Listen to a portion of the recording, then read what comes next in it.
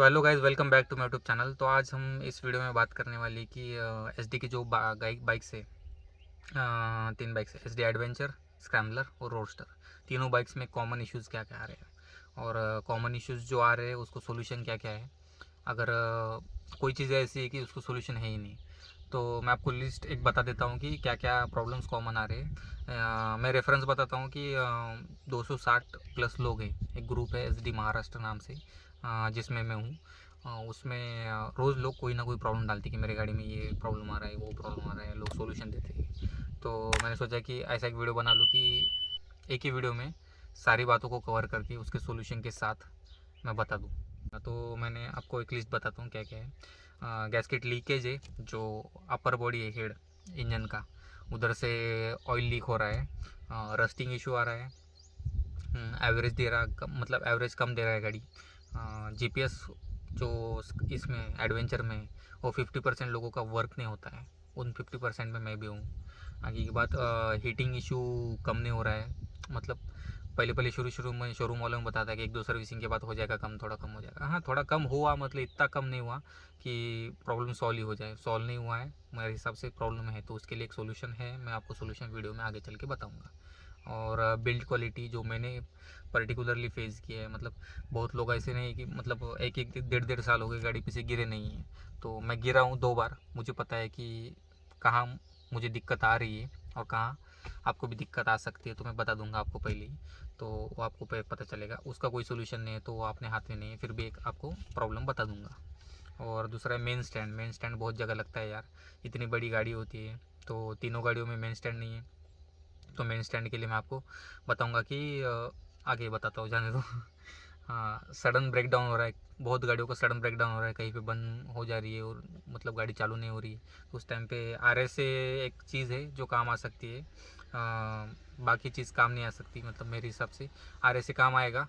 मगर क्यों होता है, एक थोड़े थोड़े मैं आपको रीजंस बता दूंगा, तो आपको मतलब एक प्रॉब्लम आइडेंटिफाई करने में कोई दिक्कत नहीं आएगी आगे जाके। मतलब आपकी गाड़ी कहीं बंद पड़ गई तो आप क्या कर सकते हैं, किसी को बता सकते हैं ऐसा ऐसा प्रॉब्लम हो सकता है, वो चेक करे, वो चेक। लोकल मैकेनिक को ज़्यादा पता नहीं होता अपने बड़ी गाड़ियों का।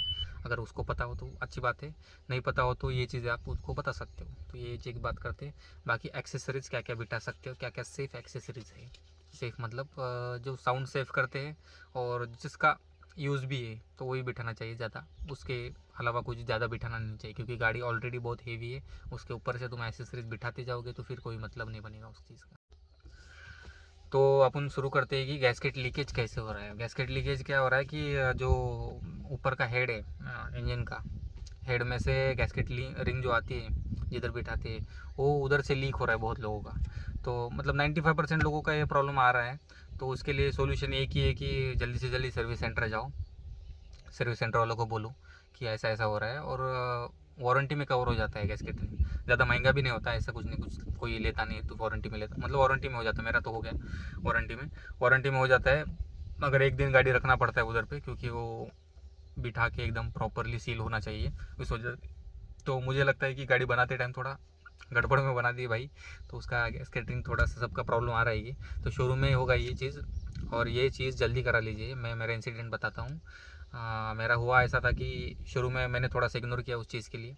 और दूसरी बार मैं जब शोरूम में गया था सेकंड सर्विसिंग के टाइम पे, उनको बताया था मैंने कि भाई मेरे गाड़ी में ऐसा ऐसा प्रॉब्लम आ रहा है कि मुझे इधर ऑयल लीक हो रहा है, ऐसा वैसा। उन लोगों ने थोड़ा इग्नोर किया। क्या होता है, शुरू में 8-10 लोग होते हैं, मैं एक से बात करता हूँ, वो हाँ हाँ बोलता है, दूसरा काम करता है गाड़ी का।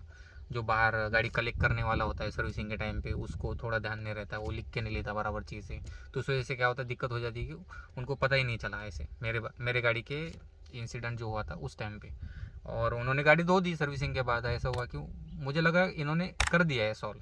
अभी मैं मेरे रश में था कि मैंने बिल पेमेंट कर लिया, गाड़ी उठा ली, हाँ गाड़ी ठीक चल रही है, निकल लो, क्योंकि अभी वॉशिंग कर लिया तो मुझे दिख भी नहीं रहा था। तो मैं निकल गया। और क्या हुआ कि 1-1.5 महीना मैंने गाड़ी चलाई वैसी। तो मुझे पता नहीं था, मैंने ध्यान नहीं दिया है। मैं कैसा था, गड़बड़ में मेरा थोड़ा बिजनेस चालू कर रहा था, तो मैं उसी के थोड़ा बिजी था उसी चीज़ में। तो सिर्फ गाड़ी का यूज़ मैं ऐसे ही कर रहा था कि गाड़ी लेके जाओ, हाँ इधर काम है उधर काम है, ये सब काम कर लो। तो उस मतलब ये सब चीज़ों के बीच में मेरा ऐसा हुआ कि ऑयल बहुत ड्रेन हो गया। ऑयल ड्रेन होने के बाद जो चेन, मतलब टाइमिंग चेन होता है और वो चेन टेंशनर होता है, वो दोनों चीज़ें मैं गई। गाड़ी की। उसकी वजह से अचानक से मेरी गाड़ी के हेड में से आवाज़ आने लगा अलग अलग, मतलब ऐसा खड़ खड़ खड़ खड़ आवाज़ आना। तो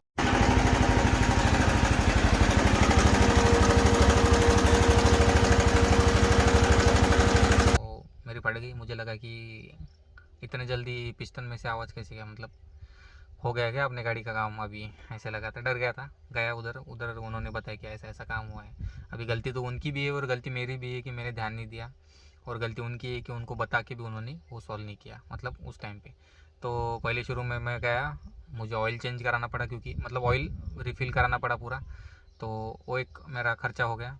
दूसरा खर्चा वो वारंटी में हो गया, गैस के ड्रेन सॉरी क्या बोलते हैं, टेंशनर और टाइम इंजन, ये वारंटी में हो गया मेरा। तो खर्चा तो हो ही गया, मगर टाइम भी गया मेरा, क्योंकि उनके पास अवेलेबल नहीं था पार्ट। तो उन्होंने 10-15 दिन खाए उसमें। तो ये चीज़ दिक्कत आ सकती है। तो गैस केटरिंग, एक छोटे से गैस केटरिंग की वजह से, क्योंकि इतना ऑयल ड्रेन हो गया और मेरा भी ध्यान नहीं था इसलिए। तो ये तुरंत चेंज करा लीजिए, अगर आपको ऑयल थोड़ा सा भी दिख रहा है ऐसी जगह पे, तो तुरंत जाके चेक करा लीजिए। और अगली बात करते हैं रस्टिंग इशू। अब बहुत लोगों के रस्टिंग इशू भी आ रही है।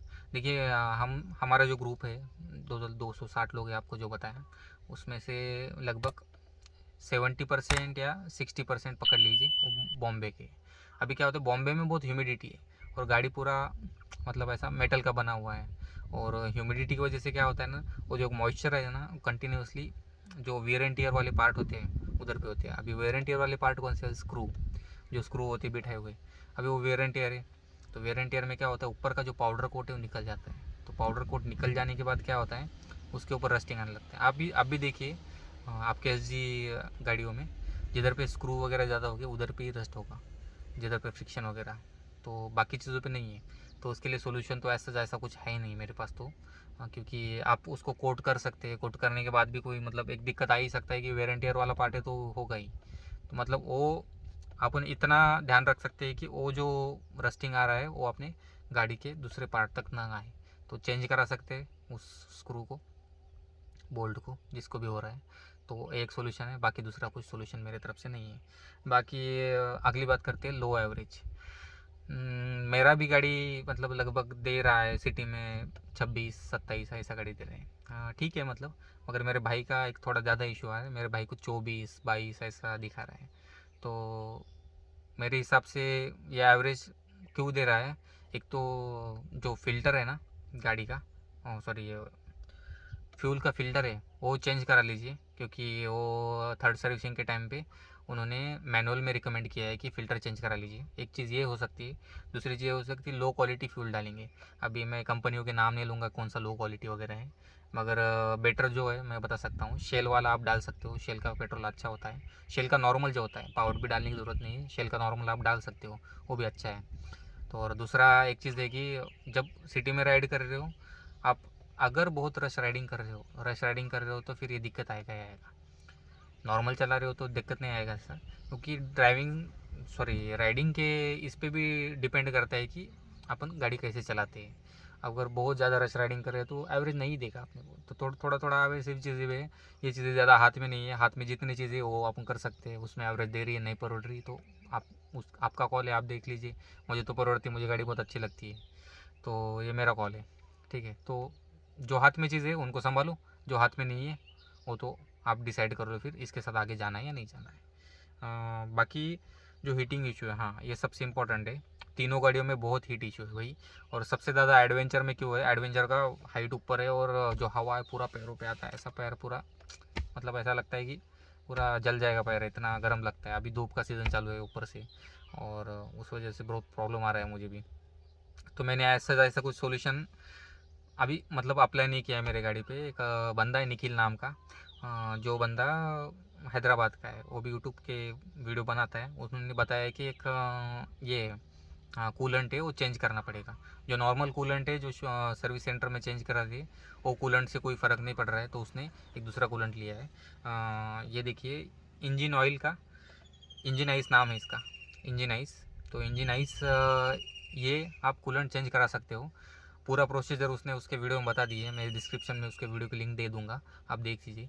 और प्रोसीजर थोड़ा हार्ड है, मुझे लगता है कि मतलब थोड़ा हेक्टिक चीज़ है, अपने पास इतने एक्सेसरीज भी नहीं होगी वो चेंज कराने के लिए। तो मोस्टली मैं प्रेफर करूँगा लोकल मैकेनिक जो होता है, लोकल मैकेनिक को 50-100 रुपये दे दीजिए।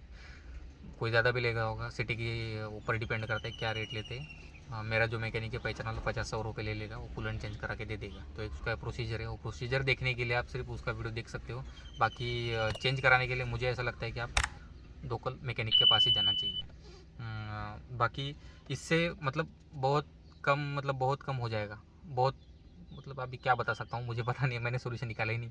मतलब वो दूसरे का देख के मैं बता रहा हूँ, क्योंकि वो बोल रहा है कि बहुत ज़्यादा कम हो गया है हीटिंग। आई होप सो होना चाहिए, मैं भी अभी करूँगा। अभी मैं गाँव आया हूँ, मेरी गाड़ी सर्विस सेंटर में, वही जो टाइमिंग चेन और इसका है, तो उस वजह से ही 15 दिन से शोरूम में मेरी गाड़ी फंसी है। तो फिर उसी वजह से मुझे दिक्कत आ रही है।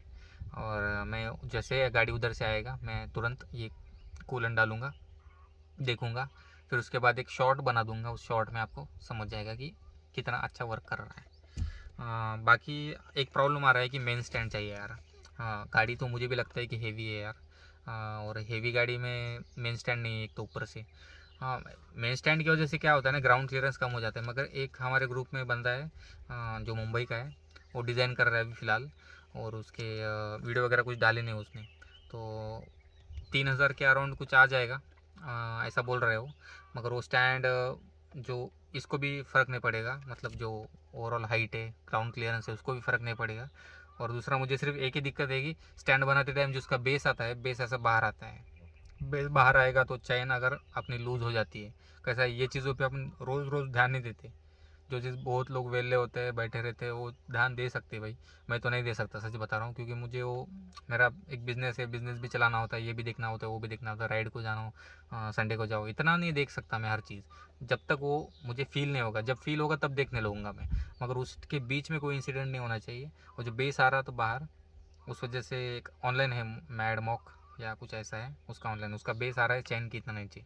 आप सोचिए, चैन अगर ऐसी चल रही है ट्रेन पूरी, ठीक है, इसके ऊपर से जा रही है, फिलहाल समझो ऐसे ऊपर से जा रही है, और ये नीचे से आ जाए ऐसी लूज़ हो, या मतलब लूज़ होने के बाद तो फिर मुश्किल आ सकती है ना। गिरने के बाद भाई क्या हो, मतलब समझ नहीं सकते अपन क्या कैसे हो गया, गिर जाएंगे, पड़ जाएंगे भाई। तो ये चीज़ एक है, थोड़ी सी दिक्कत लग रही है मुझे। जो मुंबई का बंदा है हमारे ग्रुप में, वो डिज़ाइन कर रहा है अभी फ़िलहाल। तो जब वो मार्केट में लॉन्च करेगा तब उस टाइम पे काम आ जाएगी वो चीज़, तो देखते हैं उस टाइम पे। तब तक के लिए आपको बिठाना है तो मैट डॉग का वो बिठा सकते हो, मैं डिस्क्रिप्शन में लिंक डाल दूँगा। मैंने तो फ़िलहाल तो नहीं बिठाया, आपको बिठाना है तो बिठा सकते हो। अगली बात करते हैं कि सडन ब्रेकडाउन। यार सडन ब्रेकडाउन बहुत लोगों का हो रहा है अभी।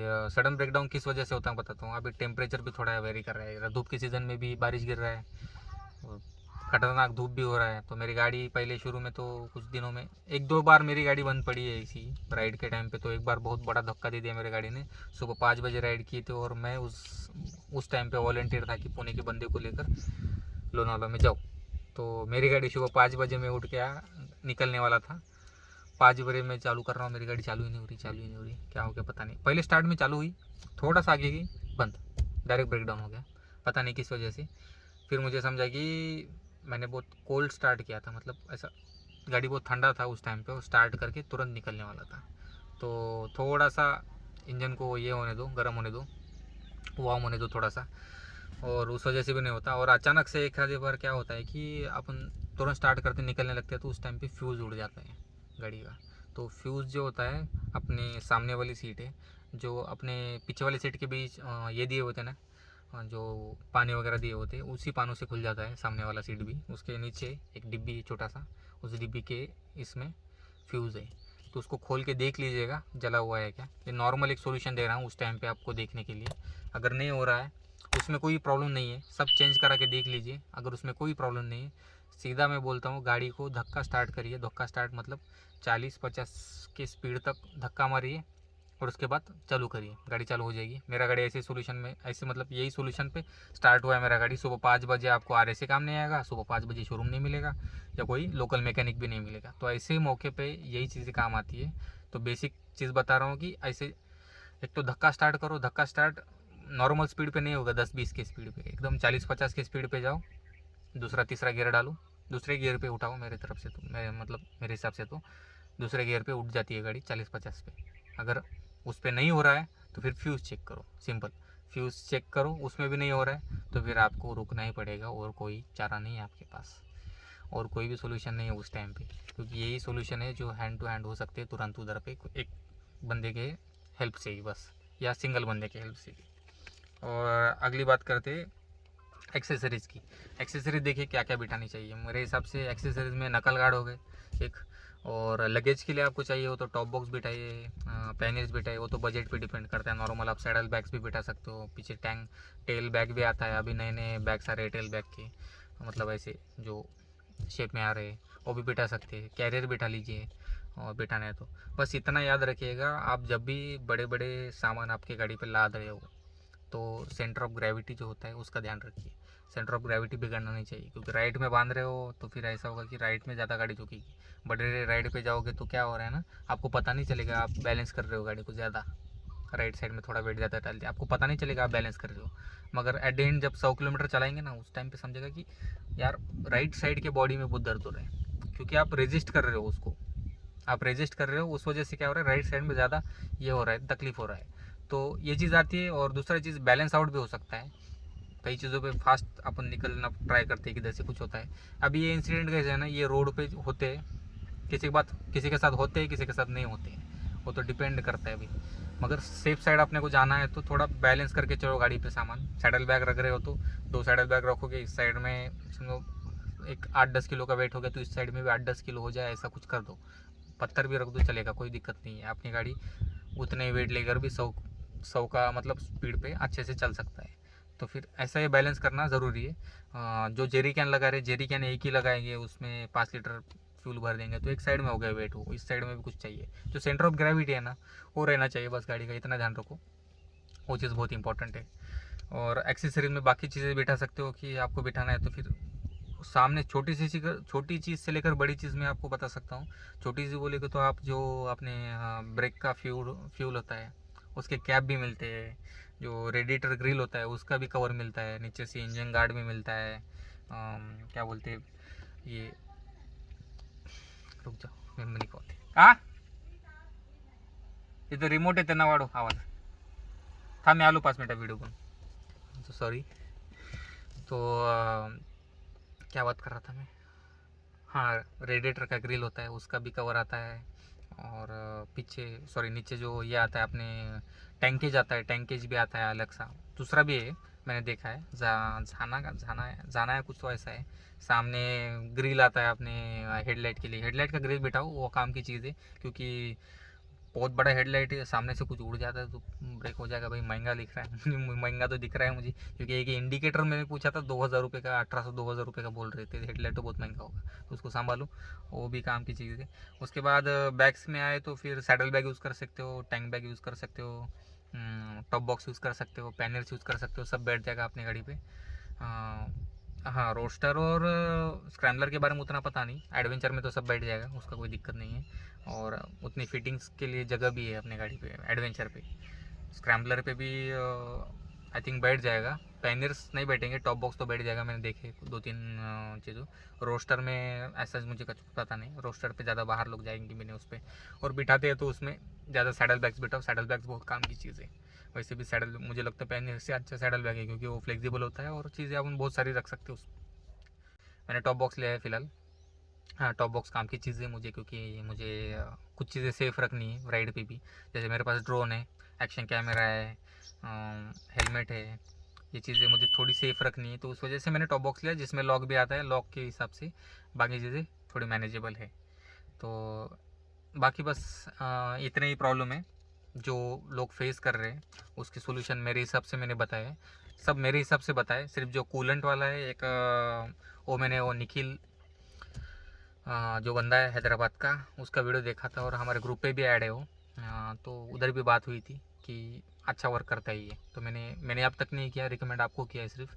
बाकी तो चीज़ें मेरे हिसाब से बताई मैंने। उस पर क्या हो सकता है, हाँ जीपीएस की एक बात रहेगी, जीपीएस वर्क नहीं करता 50% लोगों का, मैं जो बोल रहा हूँ एडवेंचर में, तो वो तो मतलब सिस्टमेटिकल प्रॉब्लम है, अपन ने कुछ कर नहीं सकते उसमें। अपने फ़ोन में अपडेट कर सकते हैं बस एप्लीकेशन को, और वो जो इसका ये है अपना मीटर है, मीटर को रीसेट मार सकते हैं भाई, वो तो अपन नहीं कर सकते, वो तो शुरू में ही कर सकते, तो ये अपने हाथ में नहीं है, तो इसलिए मैंने ज़्यादा बात नहीं की इसके ऊपर। तो ठीक है, वीडियो अगर अच्छा लगा हो तो बताइए। अगर कुछ लगता है और एक प्रॉब्लम है और कोई प्रॉब्लम है तो कमेंट सेक्शन में डाल दीजिए। नए हो तो यार सब्सक्राइब कर दो, सब्सक्राइबर की ज़रूरत है यार, सब्सक्राइब कर दो। बहुत लोग है वीडियो देखते हैं मगर सब्सक्राइब ही नहीं करते, तो ऐसा मांग नहीं रहा हूँ सब्सक्राइबर। आपको अगर अच्छा लगा है तभी सब्सक्राइब करिए, और बाकी भी आगे वीडियो लाता रहूँगा मैं अलग अलग चीज़ों के ऊपर। तो ठीक है, मिलते हैं अगली बार। Bye, take care.